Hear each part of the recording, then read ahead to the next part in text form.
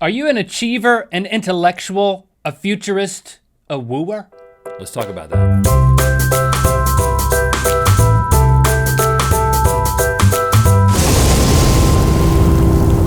Good Mythical Morning. In this revealing episode of Good Mythical Morning, we are going to take you through the results of our Strength Finder test. We, along with our team members, completed this.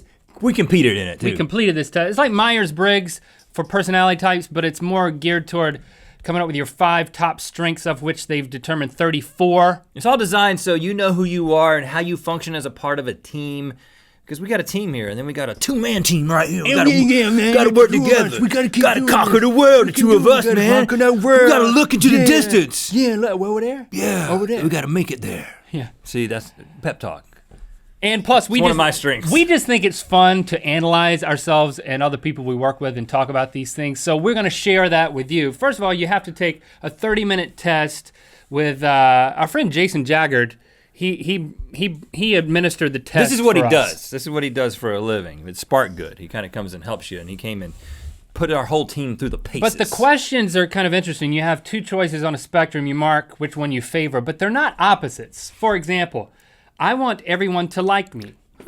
Or I want people to adore me. Oh. Sounds kind of like the same question. I guess I would put it on the one closer to I want everyone to like me, but not all the way. I think I remember answering this question, and I put it right in the middle because I was like, well, I kind of a little bit of both. I don't know. Here's another one. Once I have made a decision, I have to act. That's me. I'm on the far left on that. You're all the way. The other end is I need to be sure I am right before I take action. And that was me. So there's definitely some opposites. Now, okay, so what you do is you take this test and then it automatically shoots out your top 5 strengths out of a total of 34 different things. And then you can- It's not like a machine that like actually shoots. It's like a Scantron, basically. It doesn't shoot anything out. It all happens on the internet. It's just text. And then it's like, okay, these are your top 5, and it gives you a little description of each, and it's actually based on all your answers. So what we've done is we've gone through, we're gonna tell you what our top 5 are, and then we're going to read for each other a couple of sentences of each one of these things and see if you think it describes you, and I'll see if it describes me. And I will say, in Good Mythical More, if you want to click through to that, we'll go through more sample questions, and like it can be kind of like a game, which is also fun. Oh, it's a game. Do you want to start? Give one of my top 5? Yeah. I gave you my list, you read about it, I'll do the same for you.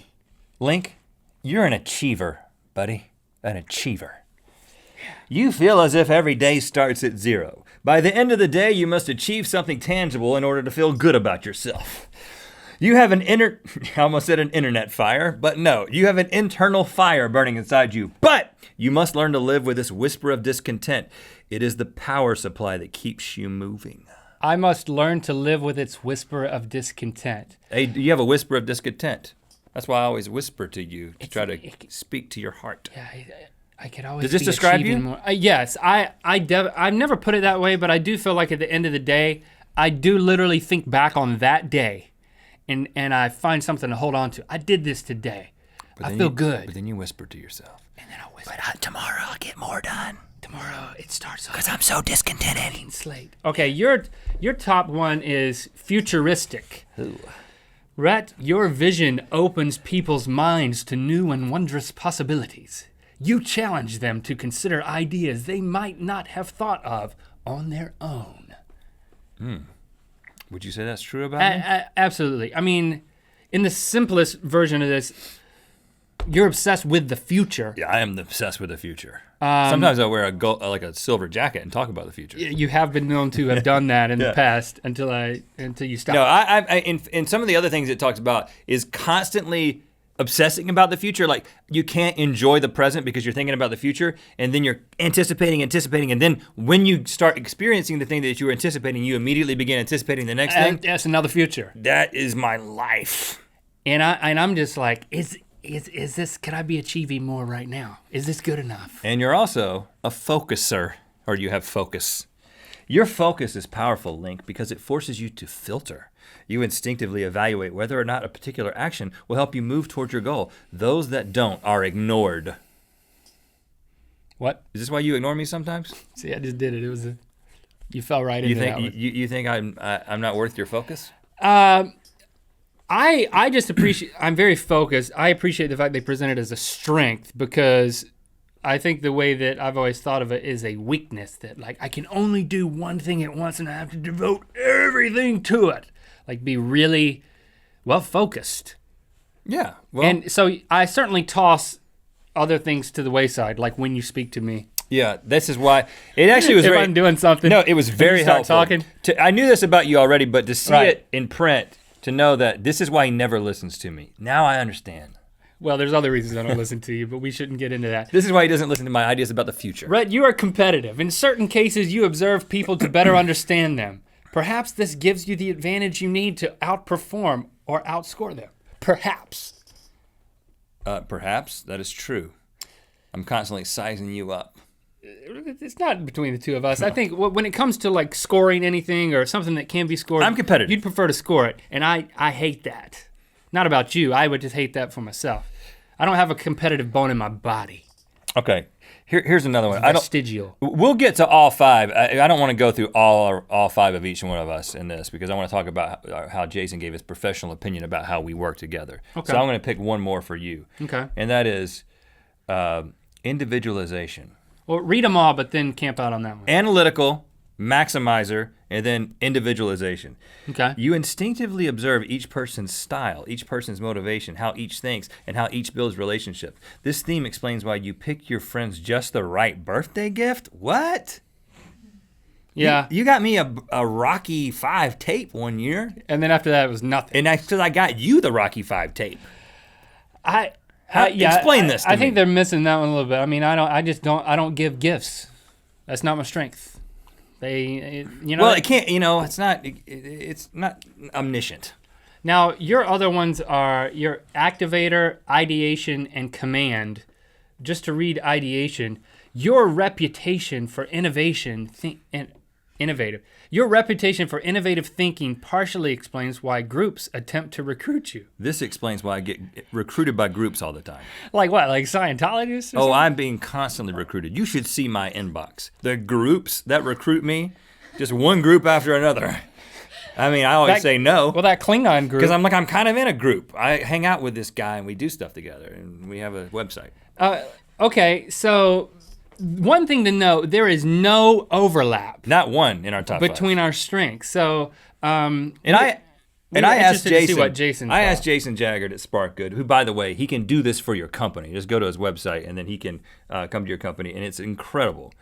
I said, Jason, based on your professional opinion of what you see in my 5 strengths and Link's 5 strengths, what do you think are some ways that we would have some conflict or what ways that we could work together? This is what he says. Mm-hmm. Rhett will be more likely to push something ahead, that an idea is good enough. And Link is going to always want to make it the best idea possible, which moves things forward more slowly.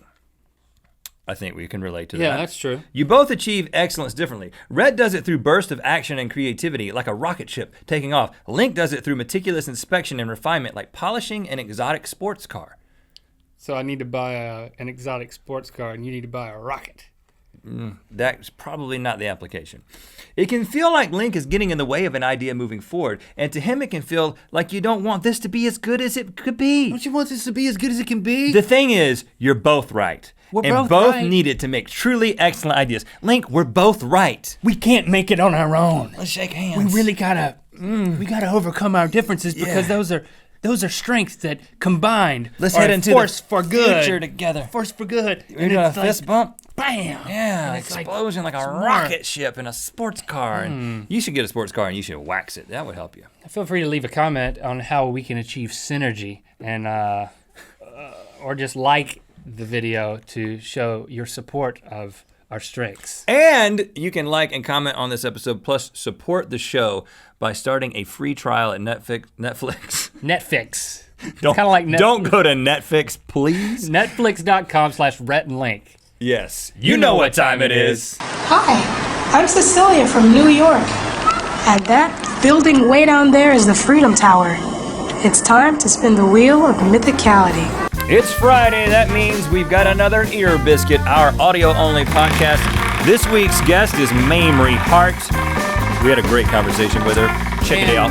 Click through to Good Mythical More, where we go through some questions and through the rest of our strengths. Rhett gets fired from GMM. This is appropriate. Rhett, thank you for coming into our office and see we can have your annual performance review. Yeah, I think I did a great job this year. you like always. What? You don't? What?